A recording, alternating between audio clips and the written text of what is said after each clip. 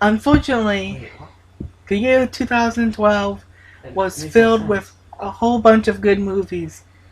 Therefore, a bunch of good movies, can't see them all.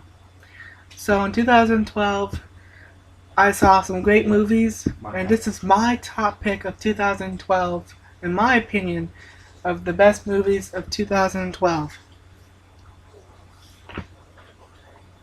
What was it? First, Uh, the amazing. Why'd you give it to him? Let's get a different picture of that. The Amazing Spider-Man. It's at number 5 because The Amazing Spider-Man, although it was a great movie, there were unfortunately ones better. But let's talk a little bit about Amazing Spider-Man. I love the idea of the reboot.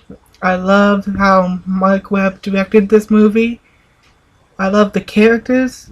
I like the relationship between Peter Parker and Gwen Stacy much better than Tobey Maguire, Peter Parker, and Mary Jane. Nope.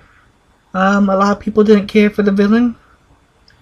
I actually liked the villain because I was hoping to see Lizard with the first 3 movies, but we didn't get him in the first 3 movies, so it was great to see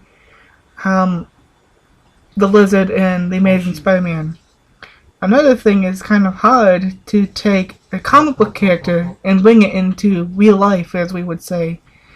So, even though there was what people would say, well, his nose was too small, or, the differences between the comic and the cartoons, but the thing is, to me, if the Lizard was going to be real, that's probably what he would look like.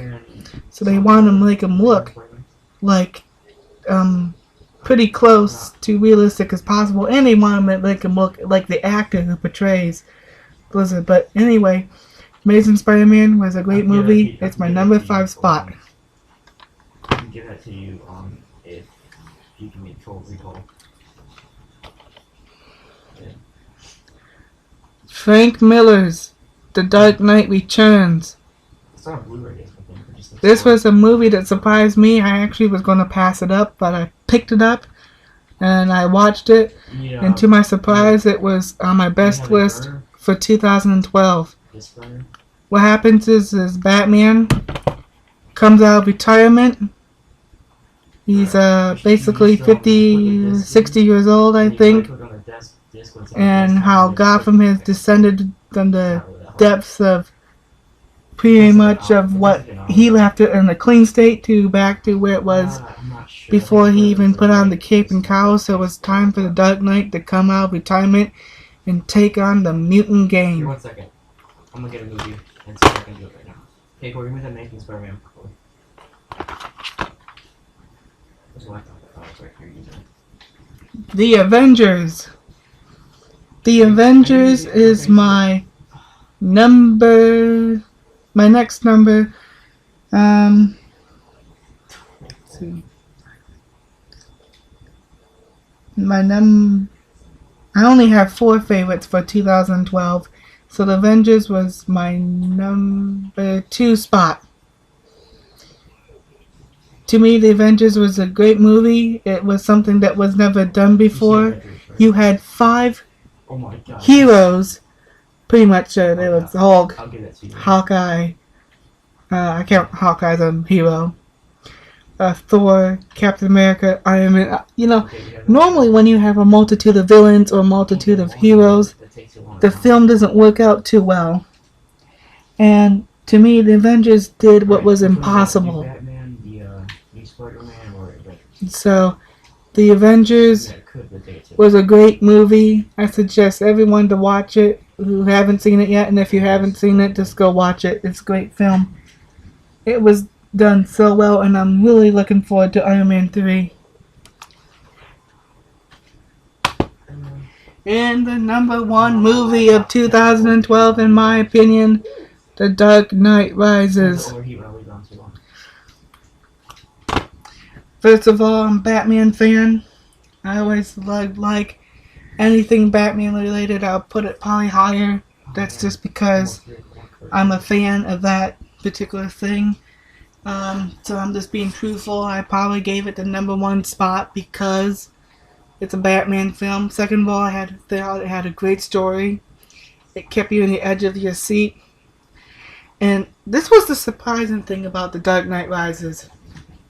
No one on the face of the earth, I thought, could ever kill off Batman.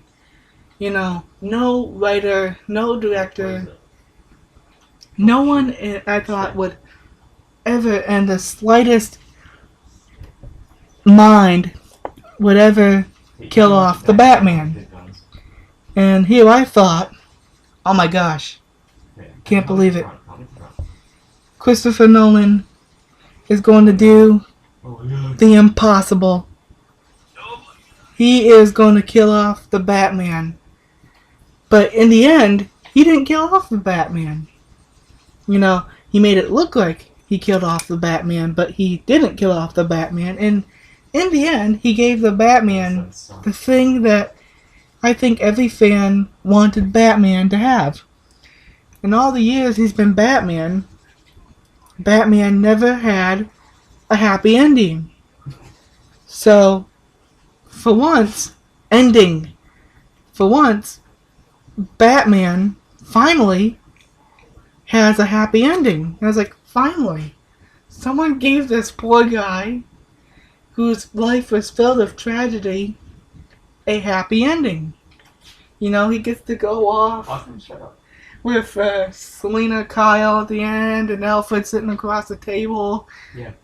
It's not, you know, happy as can be that he's still alive, and his mission of committing suicide didn't come to be. So, and for those who haven't seen The Dark Knight Rises, and I'm telling you what happens in the end, I'm sorry. You should have seen it by now. If you haven't seen it by now, shame on you. Oh my god. Oh no, you have monkeys or something, dude? Anyway, I loved also the action sequences, and I loved the whole thing. So that's why Dark Knight Rises is my #1 pick for 2012, and I'll probably go more in a detailed review later. Yeah. But my next video is right there, as you can see them. Batman: The Dark Knight Rises Movie Masters.